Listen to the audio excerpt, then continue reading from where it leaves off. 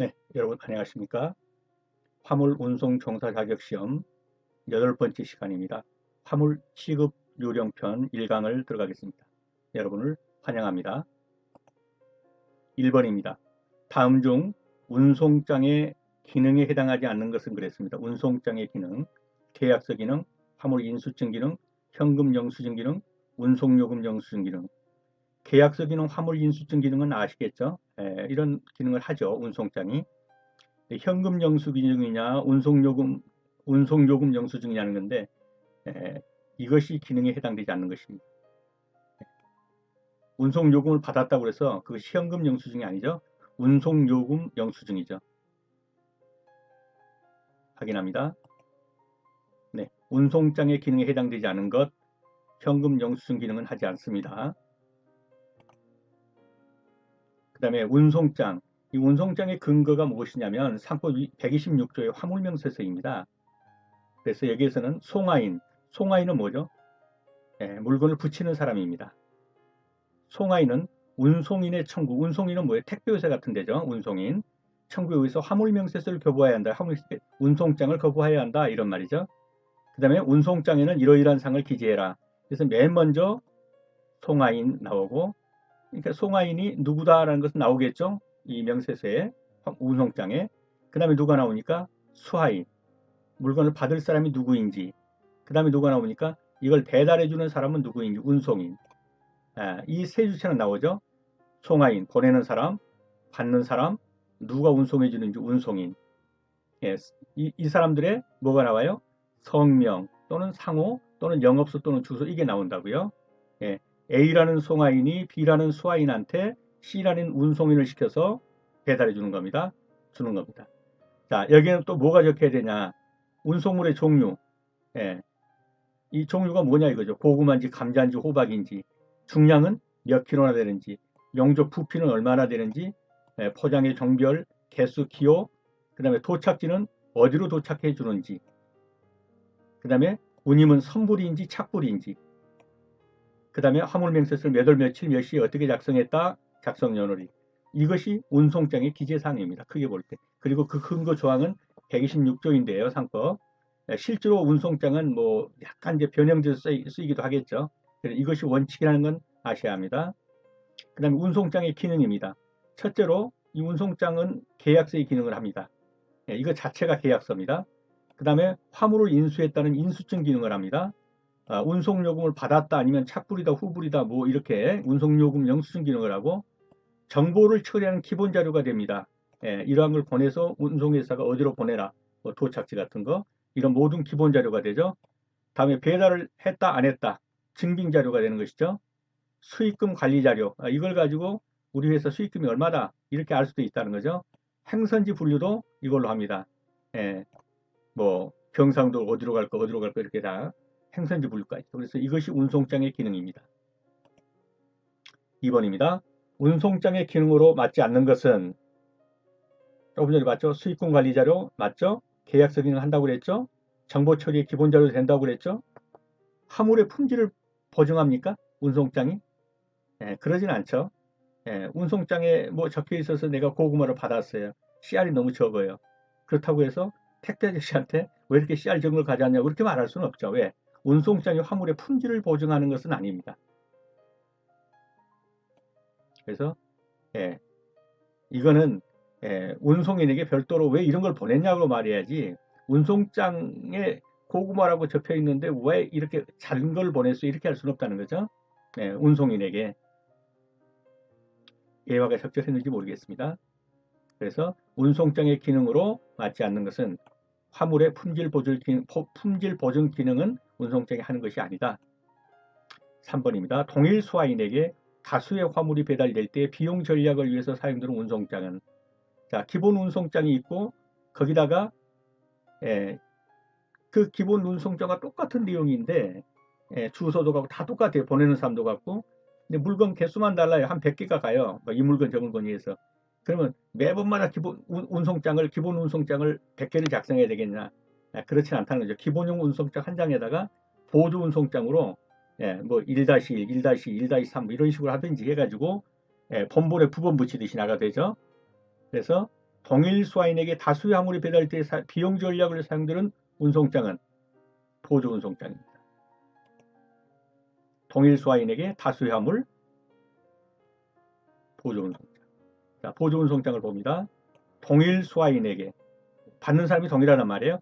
다수의 화물이, 여러 개의 화물이 배달될 때 비용 전략을 위해서 사용되는데, 기본적인 내용과, 이거는 기본형 운송장이죠.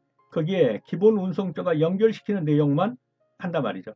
본본이 1로 붙었다면 1-1, 1-2, 1-3 이렇게 하든지 해가지고, 송화인도 같아요. 수화인도 같아요. 운송인도 같아요. 그죠? 보내는 사람 똑같고 받는 사람 똑같고 운송인은 똑같아요. 물건 개수만 한 100개 돼요.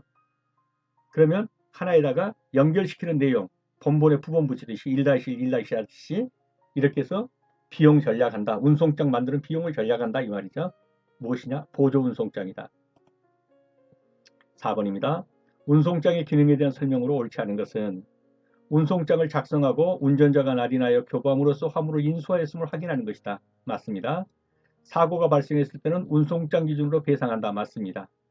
운송요금 영수증으로 사용하기 위해서 날인과 사업자 등록번호를 받을 필요는 없다. 받아야죠. 운송장은 고객에게 화물 추정 및 배달에 대한 정보를 제공하는 자료 활용입니다. 맞습니다. 운송요금 주고받고 사업자 등록번호에다가 날인하면 받았다는 걸 확증하는 것이죠. 넘어가겠습니다. 운송요금 영수증으로 사용하기 위해서는 사업자 등록번호 그리고 날인 받아라. 화물의 수탁 또는 배달 시 운송요금을 현금으로 받을 경우 영수증 기능을 하는데 영수증으로 활용하기 위해서는 뭐라고요? 사업자 등록번호와 날인을 받아야 한다. 5번입니다. 운송장에 기록하는 면책사항 중에서 수하인, 물건을 받을 사람이죠. 수하인의 전화번호가 없을 때 기록하는 내용은 전화번호가 없어요. 그러면 몇 월 며칠 어디로 가니까 물건 받으셔야 되는데요.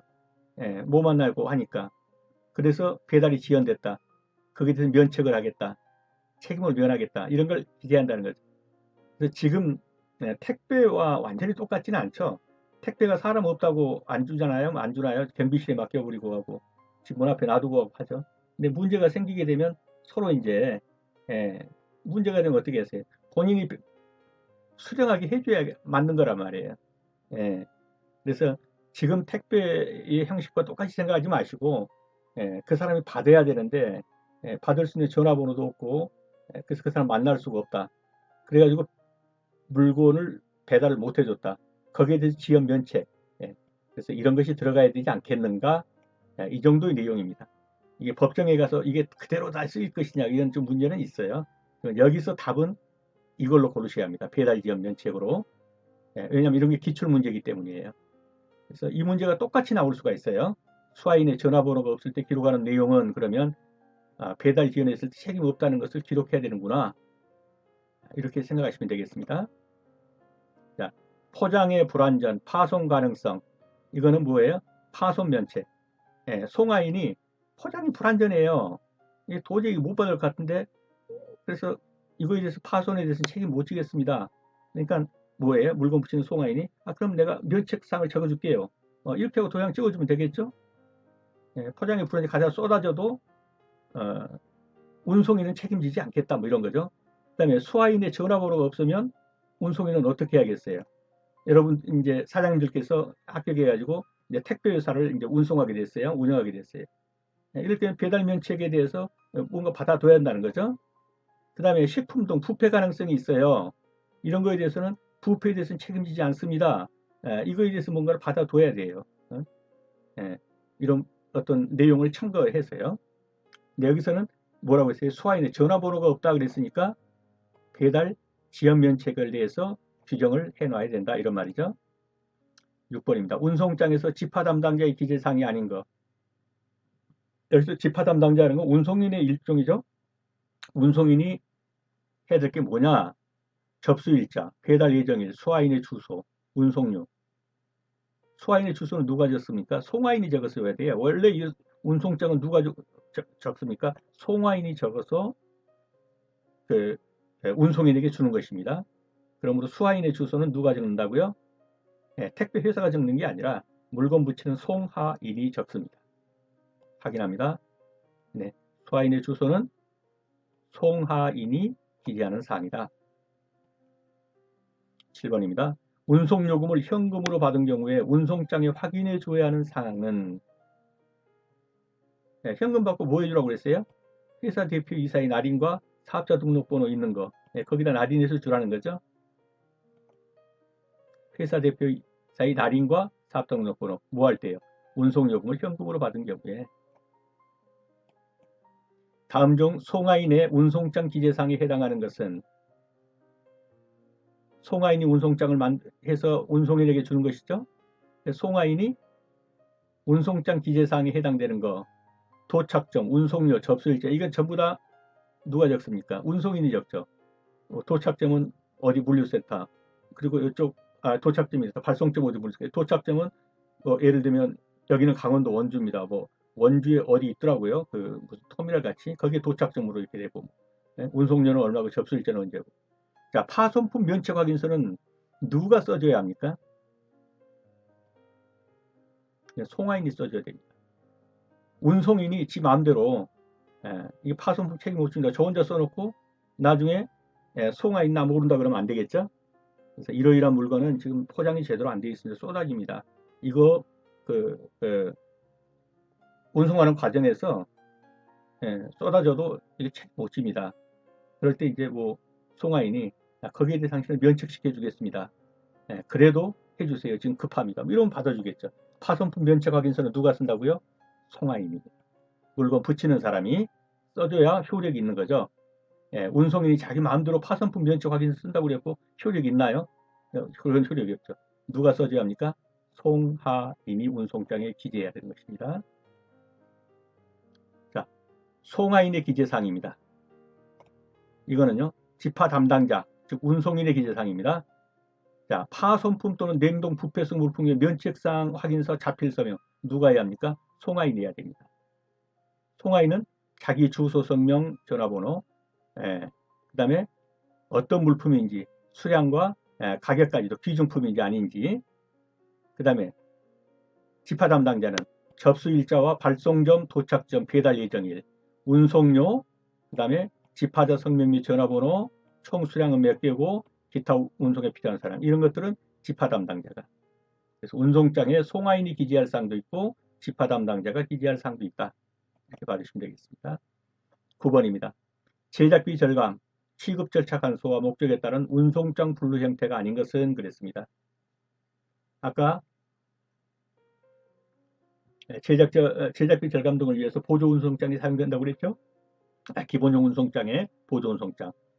그 다음에 스티커용 운송장은 뭡니까? 이거는 뭡니까? 그 쌍방향 네트워크로 문서 교환, 인터넷 문서 교환이 될 수 있을 때 스티커 뽑아갖고 막 붙이는 거죠. 뭐 쇼핑몰 업체하고 뭐 어디 뭡니까 그 배달 업체하고 간에 계약을 맺어가지고 바로 그 스티커로 운송장이 나오면서 그 박스에다 붙여버리는 거 이런 게 수평 운송장이죠. 이런 건 다 기본적으로 뭡니까 제작비 절감, 취급 절차 간소화입니다. 그러나 기업용 운송장은 이건 아니죠. 이런 건 오히려 뭐 외국 그 무역이라든가 이런 데 쓰는 것들은 이런 간소한 것으로 하면 안 됩니다. 어쨌든 제작비 절감, 취급 절차 간소화 이런 거는 기본용 운송장, 보조 운송장, 스티커용 운송장이다. 이렇게 알아두시면 되겠습니다. 이것이 형태가 아닌 것으로서 정답입니다. 다음 중 EDI 시스템이 구축될 수 있는 경우 이용하는 운송장은 아까 봤던 그 EDI 스티커용 운송장 뽑을 때 이겁니다. 뭐 일렉트로닉 어쩌고 했고 전자문서로서 쌍방 교환이 될 수 있는 거 주고받는 수발신 되는 거예요. 택배회사하고의 사이에. 그래서 서로 간에 여기서 어떤 걸 입력하면 택배 회사에도 입력이 돼버리고 이걸 뽑아 스티커에 붙여버리는 거예요. 그래서 EDI 시스템이 구축될 수 있는 경우에 이용하는 운송장은 그랬다면 여기서는 뭐가 들어가야겠어요? 스티커용 운송장이 될 것입니다. 이런 경우에 사용하는 것이 EDI 시스템에 사용하는 것이 스티커형 운송장입니다. 자, 운송장의 기록사항 중에서 파손, 분실 등 사고 발생 시 배상의 기준이 되며 제한 품목 여부를 알기 위해서라도 반드시 기록해야 하는 사항. 제한 품목. 어떤 것은 이 택배 같은 걸로 못 붙이는 것이 있죠. 폭발성이 있다든가 위험물, 또는 파손이나 분실했을 때 도대체 뭘 분실했는지 이런 거 알려면 뭐가 있어야겠어요? 화물명이죠. 예.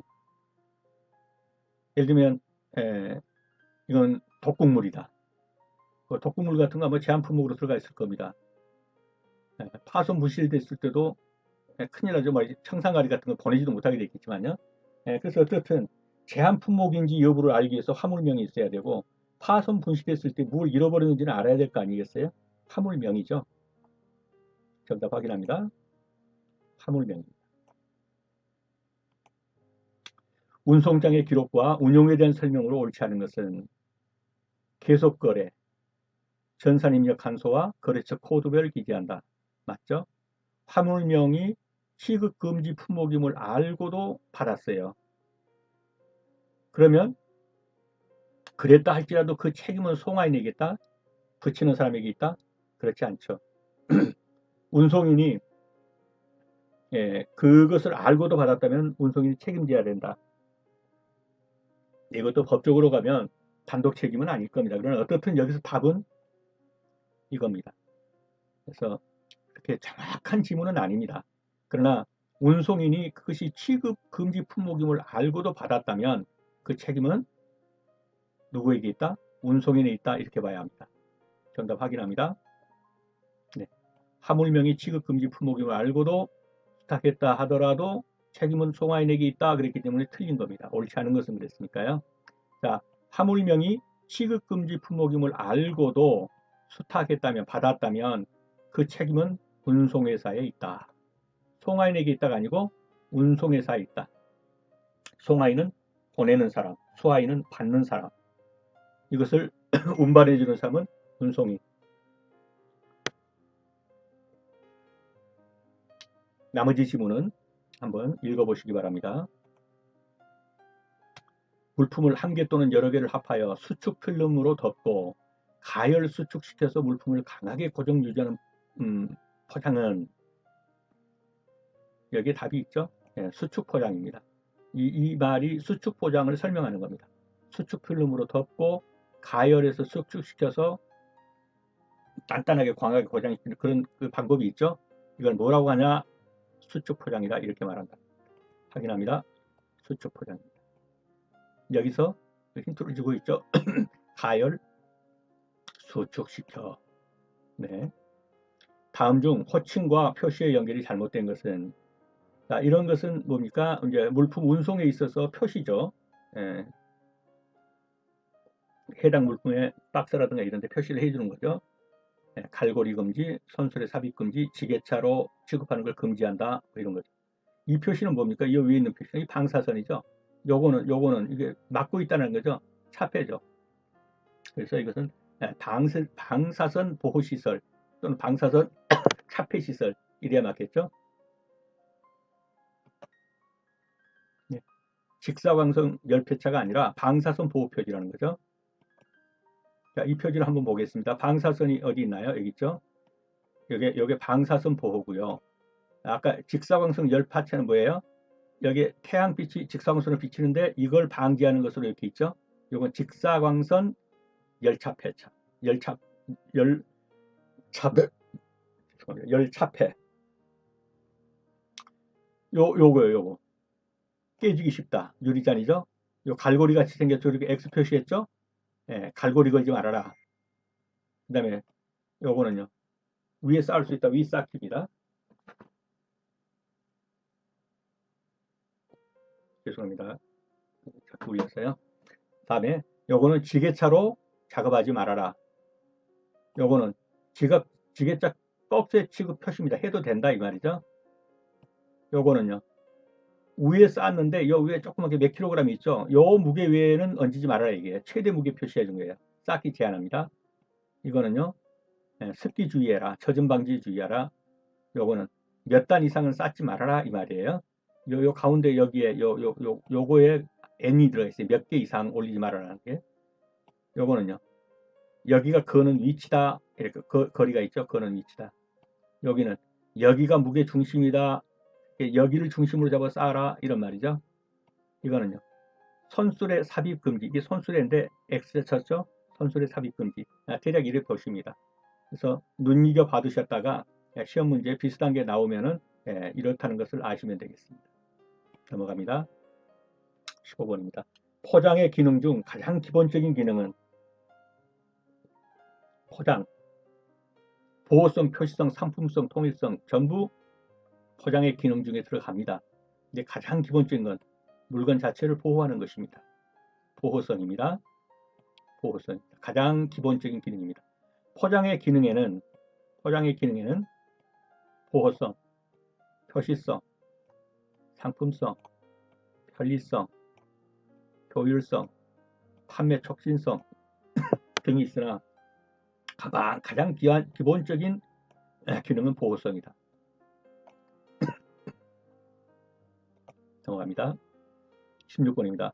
포장의 개념 중 물품에 대한 수분, 습기, 방열, 충격 등을 고려해서 적절한 재료, 용기 등으로 물품을 포장하는 방법 및 포장한 상태를 의미하는 용어는 수분, 습기, 방열, 충격. 이 말 나오면 반드시 기억해야 되는 건 내부. 그죠? 내부에 수분이나 습기 있으면 안 되겠죠? 광열, 충격. 내부에 있는 물품을 보호하기 있는 거예요. 그래서 이러한 포장의 상태를 의미하는 용어는 내장입니다. 그러면 개장은요, 낱개 포장 이런 말이에요. 외장은요, 외부 포장. 외부에다 뭘 입히느냐 이런 겁니다. 자, 개장, 낱개 포장. 외장, 겉포장. 겉포장은 겉에다가 기호, 화물 표시를 하죠. 이런 말이 들어가면 겉포장입니다. 포장의 개념, 물품에 대한 그 속에 드는 물품에 대한 수분이나 습기나 광열, 충격 등을 고려해서 적절한 재료, 용기 등으로 깨지고 싶으면 뭐 완충제를 넣는다든지 뭐 이런 여러 가지 것들 있죠. 이건 다 뭐와 관계된 것이다? 내장과 관계되는 것이다. 17번입니다. 운송장 기재 시 유의사항이 아닌 것은 자, 화물 인수 시에 적합성 여부를 확인한 다음 고객을 대신하여 운송장의 정보를 기입해 준다. 운송인이 이렇게 하면 안 돼요. 운송장은 누가 기록한다고요? 송화인이. 물건을 보내는 사람이 기록해서 줍니다. 운송장은 꼭꼭 눌러 기재의 맨 뒷면까지 잘 복사되도록 한다. 지금하고는 좀 격세지감이 있는 언어죠. 옛날에 먹지대고 쓸 때 얘기인데요. 어떻든 그렇다는 거죠. 파손, 부패, 변질 등 문제의 소지가 있는 물품의 경우 면책 확인서를 받아둔다. 맞습니다. 상간, 오지, 섬 지역 등은 지역 특성을 고려해서 배송의 일을 정한다. 뭐가 틀렸습니까? 운송장 정보는 누가 적는다고요? 운송인이 적는 것이 아니라